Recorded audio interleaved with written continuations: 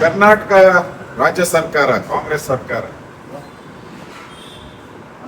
ಅವರು ಸರ್ಫ್ ಹಾಕಿ ಡೆಟಾಲ್ ಹಾಕಿ ತೊಳೆದ್ರೂ ಕೂಡ ಅವರ ಕಂತ್ರಿ ಬಿಡಕ್ಕೆ ಸಾಧ್ಯನೇ ಇಲ್ಲ. ಆ ಪರಿಸ್ಥಿತಿ ಇದೆ.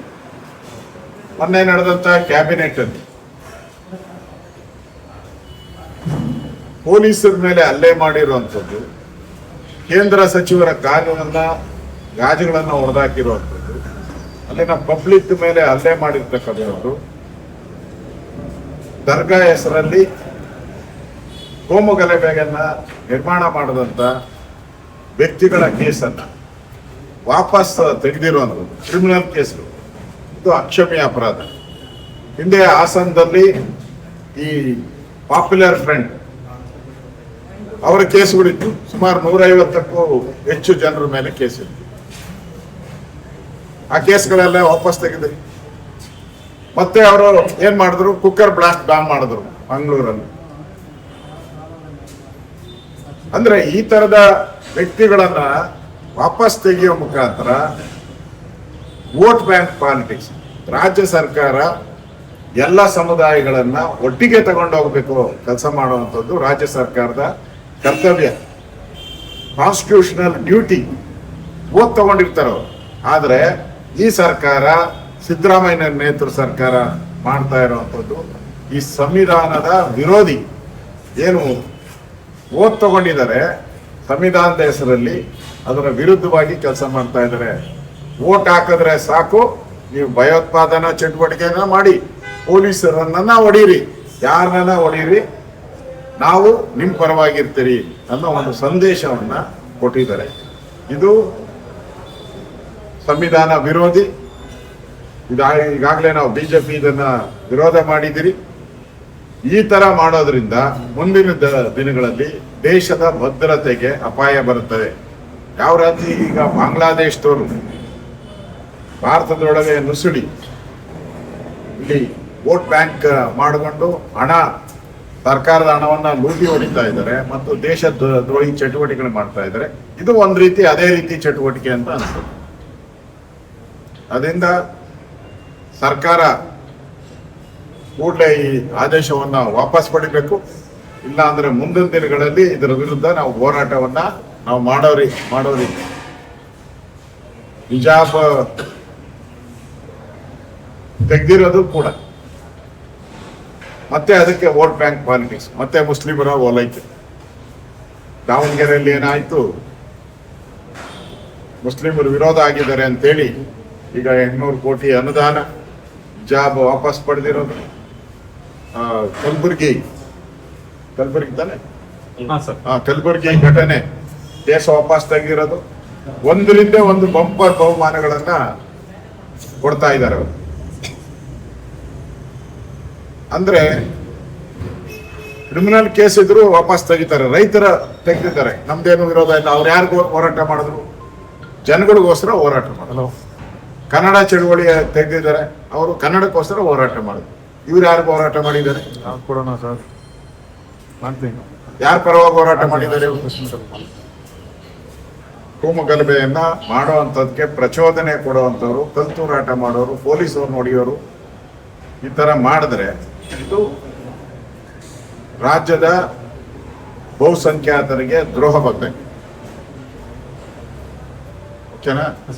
ಈಗ ಪೆಟ್ರೋಲ್ ಆನೇಕಲ್ಲಲ್ಲಿ ಒಂದು ಸ್ಟೇಡಿಯಂ ಮಾಡಕ್ಕೆ ಹೊರಟಿದ್ದಾರೆ.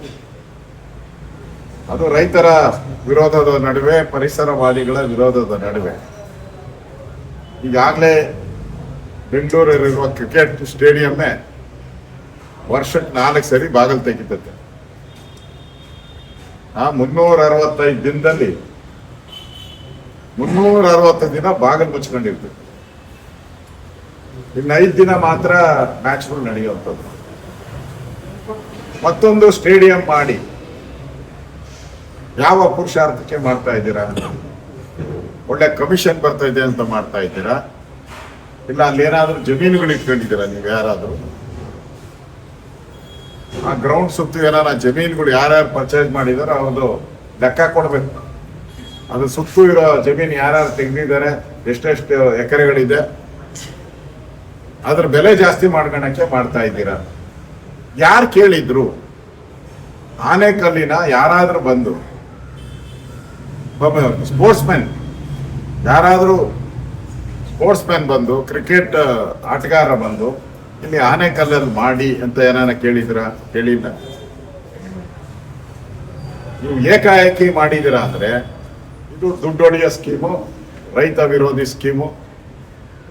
ಇದು ನೀವು ದುಡ್ಡು ಮಾಡಕ್ಕೆ ಮಾಡಿರೋ ಸ್ಕೀಮ್ ಅಷ್ಟೇ. ಇದರಿಂದ ಕ್ರೀಡಾಪಟುಗಳಿಗೆ ಏನು ಉಪಯೋಗ ಆಗಲ್ಲ.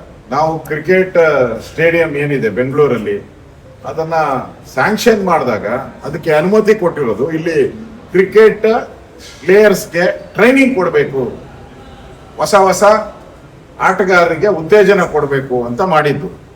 ನನ್ನ ಮಾಹಿತಿ ಪ್ರಕಾರ ಅಲ್ಲಿ ಯಾವುದೇ ಕ್ರಿಕೆಟ್ ಕಲಿಯುವಂಥವ್ರಿಗೆ ಎಂಟ್ರಿನೇ ಇಲ್ಲ. ಅಲ್ಲಿ ಕ್ರಿಕೆಟ್ ಕಲಿಯೋರ್ಗೆ ಎಂಟ್ರಿ ಇಲ್ಲ. ಓನ್ಲಿ IPL ದುಡ್ಡು ಬರೋದು, ಕೋಟಿ ದುಡ್ಡು ಬರುವಂತ ಸ್ಕೀಮ್ಗಳಿಗೆ ಮಾತ್ರ ಅವಕಾಶ ಇದೆ. ನಾವು ಯಾರಿಗೂ ವಿರೋಧಿಗಳಲ್ಲ, ಯಾರಿಗೂ ನಮ್ದೇನು ಬೆಂಬಲ ಇಲ್ಲ. ನಮ್ಮ ಕೇಂದ್ರದ ನಾಯಕರು ಏನ್ ಹೇಳ್ತಾರೋ ಅದಕ್ಕೆ ನಮ್ದು ಬೆಂಬಲ.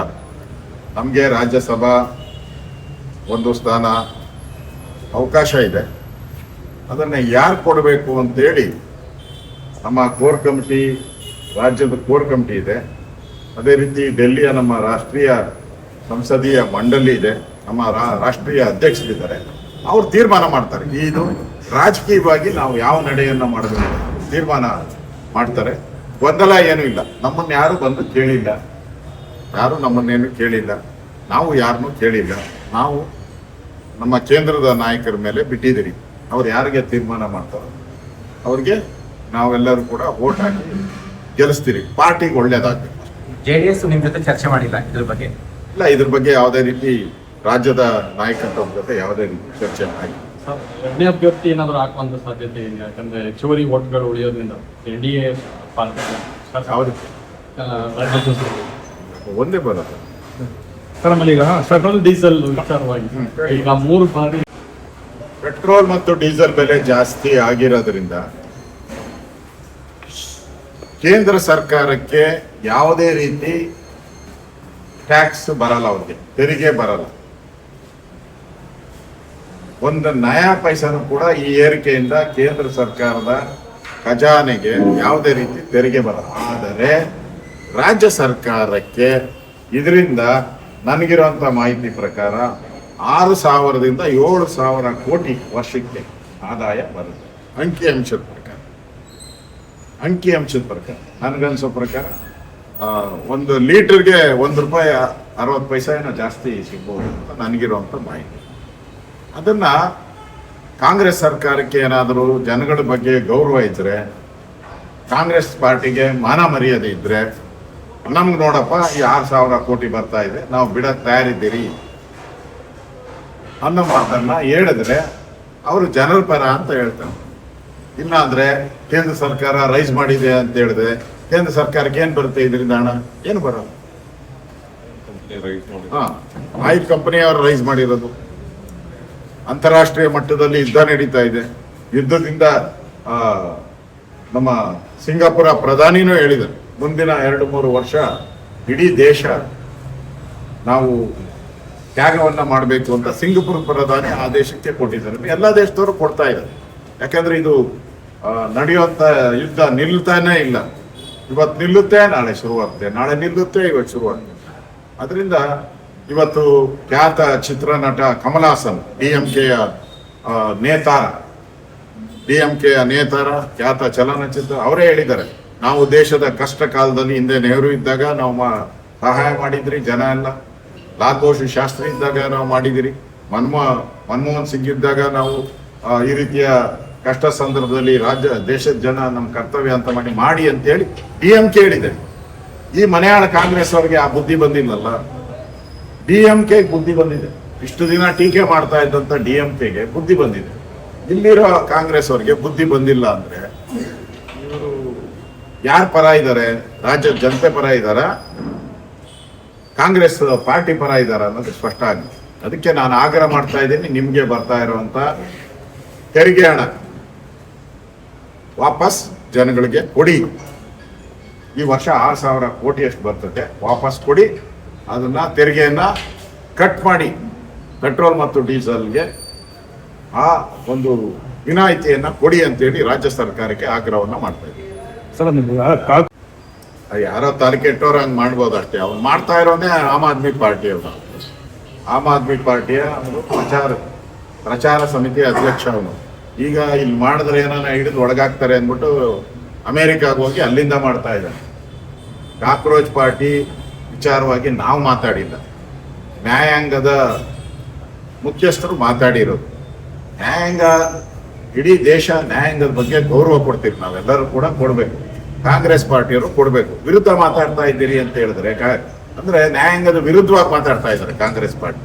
ಅದರಿಂದ ಈಗಾಗಲೇ ಅದನ್ನು ಬರ್ತಾ ಇದೆ ಸೋಷಿಯಲ್ ಮೀಡಿಯಾದಲ್ಲಿ, ಕಾಕ್ರೋಚ್ ಪಾರ್ಟಿದು ಬರ್ತಾ ಇದೆ. ಅದೇ ರೀತಿ ಕಾಕ್ರೋಚ್ ಅನ್ನ ಸಾಯಿಸೋ ಪಾರ್ಟಿ ಯಾವ್ದಪ್ಪ ಅದು?